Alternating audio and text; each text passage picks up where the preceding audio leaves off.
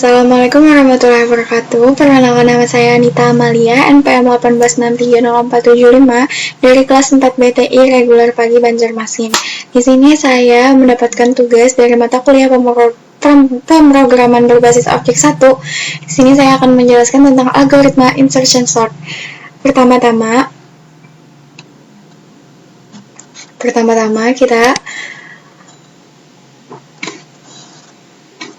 kita ketahui dulu apa itu analisis efisiensi algoritma. Analisis algoritma penguraian dan pengkajian langkah-langkah penyelesaian masalah untuk memahaminya dengan tepat secara menyeluruh. Efisiensi algoritma. Algoritma yang baik adalah algoritma yang efisien. Efisiensi algoritma diukur dari jumlah waktu dan kapasitas memori yang dibutuhkan saat eksekusi. Makin sedikit waktu dan memori yang dibutuhkan, suatu algoritma makin efisien.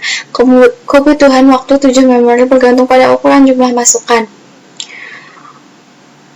Dan apa itu insertion sort?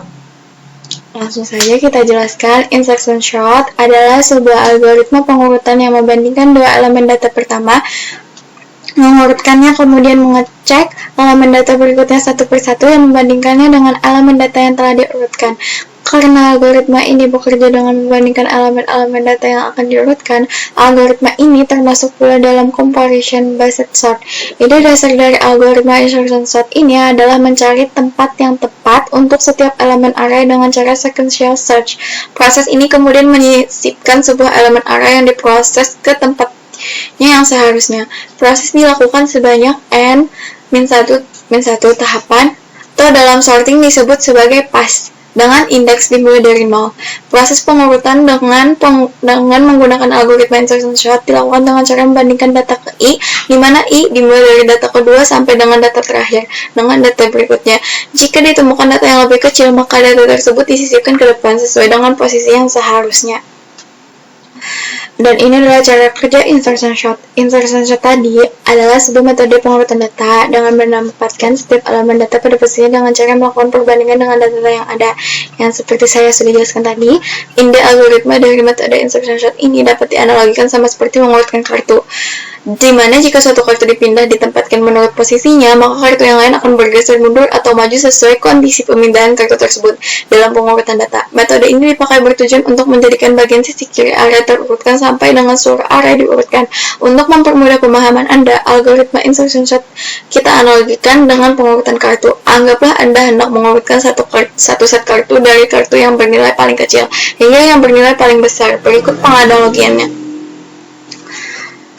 Semuanya dimulai dari posisi tangan kosong dan semua kartu masih tersimpan di atas meja. Anggap saja Anda hendak menyusun kartu ke tangan kiri Anda. Anda lalu mengambil kartu pertama dari meja dan menyimpannya di tangan kiri. Kemudian Anda mengambil kartu kedua dari meja. Lalu Anda membandingkan kartu tersebut dengan kartu yang ada di tangan kiri. Jika kartu yang baru saja diambil dari meja memiliki nilai yang lebih kecil daripada kartu di tangan kiri, maka kartu tersebut akan diletakkan di depan kartu pembanding. Kartu yang telah dibandingkan akan bergeser mundur. Proses ini akan terus berlangsung sampai semua kartu terurut dengan benar sesuai kriteria pengurutannya.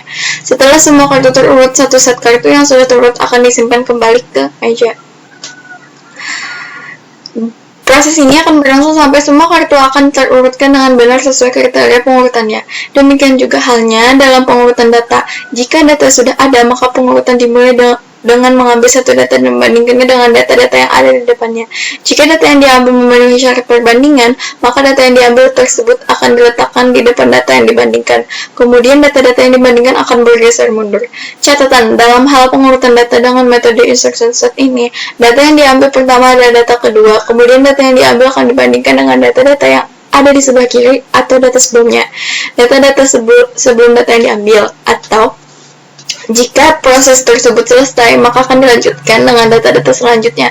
Misalnya data ketiga, data keempat, dan data seterusnya. Proses akan berlangsung sampai data-data terurutkan dengan benar. Dan ini adalah kelebihan insertion sort.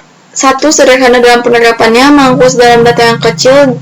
3. Jika sudah terurut atau sebagian terurut, maka insertion sort akan lebih cepat dibandingkan dengan quick sort. 4. Mangkus dalam data yang sebagian sudah terurut. 5. Lebih mangkus dibanding bubble sort dan selection sort. 6. Loop dalam pada insertion sort sangat cepat sehingga membuatnya salah satu algoritma pengurutan tercepat pada jumlah elemen yang sedikit. 7. Stabil.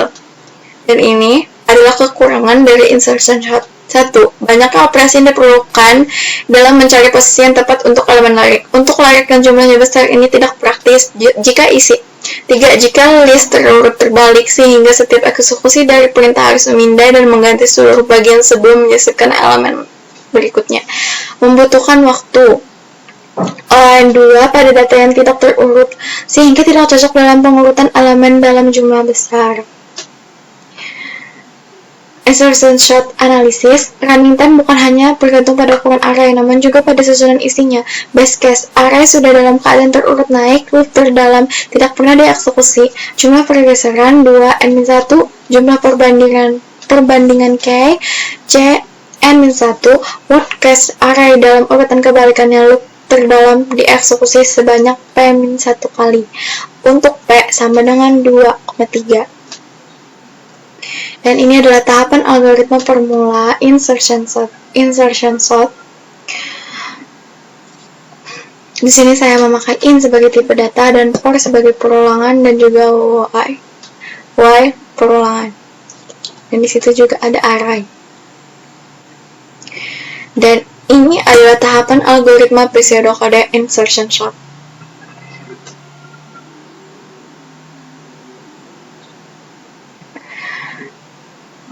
Dan ini adalah tahapan algoritma animasinya. Insertion sort.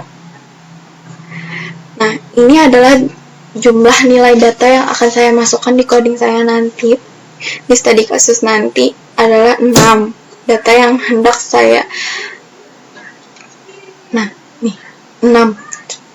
Data yang kita masukkan adalah 6. Dan ini adalah data yang sudah dari data 1 saya masukkan 4. Dari data 2 saya masukkan 7, dari data 3 saya masukkan 1, dari data 4 saya masukkan 2, dari data 5 saya masukkan 9, dari data 6 saya masukkan 5.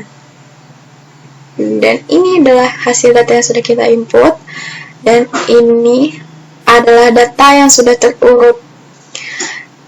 Ini pemindahannya, tapi pemindahannya secara berurutan. Jadi mulai dari yang baris kedua dengan baris pertama itu lebih kecil yang mana. Jadi kalau misalnya tetap lebih kecil yang di baris pertama, berarti tetap baris pertama ya di depan, dan dibandingkan lagi dengan posisi ketiga, dan seterusnya seperti itu sampai menemukan pengurutan yang benar dari yang terkecil ke yang terbesar. Dan ini adalah panah-panahnya. Ini adalah data yang sudah terurut, yaitu 1, 2, 4, 5, 7, 9. Ini adalah studi kasus saya. Di sini adalah public class insertion sort.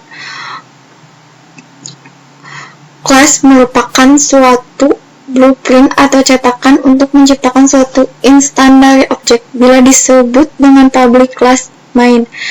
Sekarang kita sudah memiliki kelas baru. Di sini saya membuat kelas baru dengan nama seperti judul yang saya jelaskan tadi, yaitu insertion sort. Nah, di sini ada public static void main. Public static void main adalah sebuah metode yang nama main, yang mana metode ini adalah metode utama untuk menjalankan sebuah program. Tanpa adanya metode main, program tidak akan menghasilkan apa-apa. Habis itu scanner in new, scanner system in. Scanner merupakan kelas yang menyediakan fungsi-fungsi untuk mengambil input dari keyboard. Dan di sini ada in and in data for nama data integer dari variabelnya adalah n. Kondisi ini akan menentukan hitungan I akan dimulai dari 0, I sama dengan 0, hitungannya sampai berapa? Sampai I kurang dari N. Sampai I kurang dari N. Lalu di setiap perulangan I akan bertambah plus 1 atau increment. Variabel I pada perulangan for pada perulangan for berfungsi untuk menyimpan nilai hitungan. Jadi setiap perulangan dilakukan, nilai I akan selalu bertambah 1 karena kita menentukan di bagian increment. Sistem